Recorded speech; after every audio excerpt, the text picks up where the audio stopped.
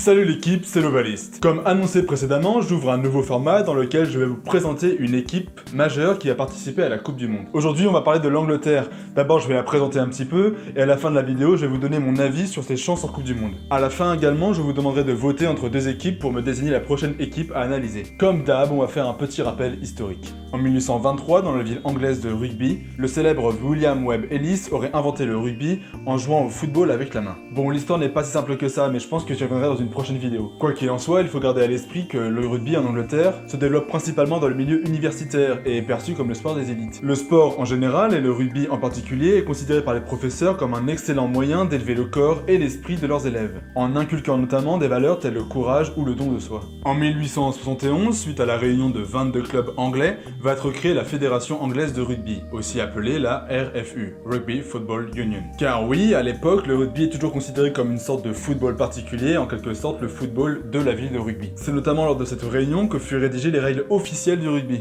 50 ans après, il était temps. Et que fut décidé d'organiser le premier match international, qui était contre l'Écosse, je vous le rappelle. Vers la fin du 19e siècle, le rugby se développe et se propage dans toute la Grande-Bretagne et également en Irlande, avant de commencer à s'implanter en France. Voyant naître les balbutiements du rugby international et la création d'un tournoi qui deviendra à terme le tournoi des 5 nations, puis du 6 nations un siècle plus tard.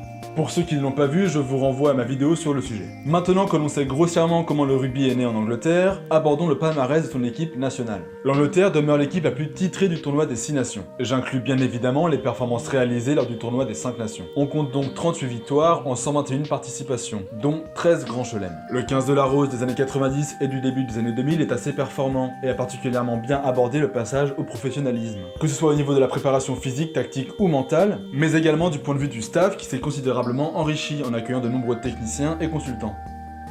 Sous la houlette de l'entraîneur Clive Woodward, l'Angleterre va remporter sa première Coupe du Monde, en battant les Australiens en finale en 2003. D'ailleurs, l'Angleterre demeure la seule équipe de l'hémisphère nord à avoir pu remporter la Coupe du Monde. Disposant d'un pack d'avant très dominateur et du jeune prodige Jonny Wilkinson, cette équipe reste sans doute la meilleure ayant jamais porté le maillot frappé de la rose. Dans les éditions suivantes, les Anglais ont échoué en finale en 2007 face aux Box, en 2011 ils sont battus face aux Français en demi-finale, et en 2015 l'équipe ne se sort même pas des poules. Ce qui, vous vous en doutez, sera perçu comme un drame national. Elle mènera à la démission du sélectionneur Stuart Lancaster. Cependant, beaucoup admettent a posteriori que le travail entamé par Stuart Lancaster, qui n'a pas hésité à lancer de jeunes joueurs prometteurs tels Owen Farrell ou George Ford, a largement préparé le terrain pour son successeur Eddie Jones, qui a rapidement pu bénéficier d'une équipe jeune mais expérimentée. En quelque sorte, Stuart Lancaster aurait essuyé les plâtres d'une transition nécessaire. Depuis cette débâcle et cette transition entamée, l'Angleterre a remporté 2 tournois, dont un grand chelem. Mais elle a surtout gagné entre 2016 et 2017 une série impressionnante de 18 matchs consécutifs. Concernant le style de jeu des Anglais, il s'appuie généralement, comme en 2003, sur un pack d'avant très dominateur et sur un bon buteur. Le jeu pratiqué est souvent considéré comme pragmatique, c'est-à-dire sans grandes envolées, sans grandes fioritures, mais souvent très bien huilé. Cette coordination combinée avec une condition physique optimale permet de mettre la pression sur l'adversaire tout au long du match. J'ajoute également que le jeu au pied, qu'il soit d'occupation ou de pression, comme avec les chandelles,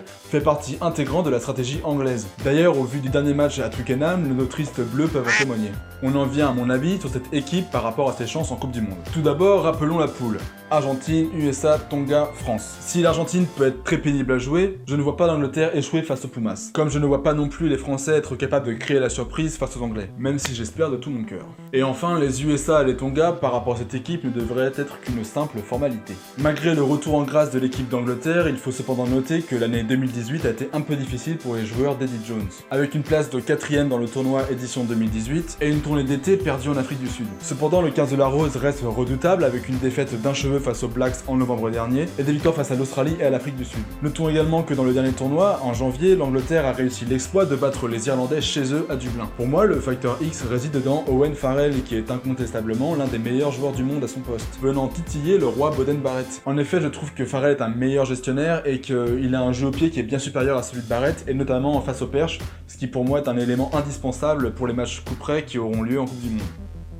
De plus, la domination européenne des Saracens en Coupe d'Europe permet à Eddie Jones de s'appuyer sur des joueurs solides, expérimentés et qui se connaissent parfaitement. Autre que Farrell, je parle bien évidemment de Jamie George, de George Cruz, de Maro Itoje ou de Billy Vunipola, qui sont essentiels en conquête. Je trouve également qu'Eddie Jones a trouvé une paire de centres très complémentaires, avec le retour en grâce de la bête Manu Tuilagi et du virevoltant Henry Slade. Cette combinaison est à mon sens assez intéressante puisque Slade peut jouer aussi ouvreur. Mais au lieu de le placer en 5/8 en premier centre, comme c'était le cas avec George et Farrell, 5/8 c'est lorsque deux ouvreurs jouent numéro 10 et numéro 12, et ça offre des options tactiques supplémentaires, notamment dans la suppléance du jeu au pied. Slade joue non pas numéro 12, mais numéro 13, ce qui apporte une bonne vision du jeu et de nombreuses options tactiques sur les extérieurs, notamment au niveau du jeu au pied. Cette paire Tuilagi et Slade me rappelle en quelque sorte le duo All Blacks emblématique Nonu-Smith. Enfin, le triangle des arrières est composé souvent de joueurs très véloces, que ce soit Anthony Watson, Johnny May ou encore Elliot Daly, mais peut également bénéficier de l'apport de punchers tels Kokanasiga. Bref, pour moi l'Angleterre c'est du costaud, elle comporte plusieurs joueurs clés qui sont habitués à des matchs à enjeu et qui auront à cœur de faire oublier la débâcle de 2015. Par rapport aux chances que je leur donne, je les vois au minimum en demi-finale. D'autant plus que l'on connaît l'obsession qu'a Eddie Jones pour la préparation physique. Les joueurs devraient donc arriver plus près et plus frais que jamais. On en arrive à la fin de cette vidéo, n'hésitez pas à en débattre en commentaire avec moi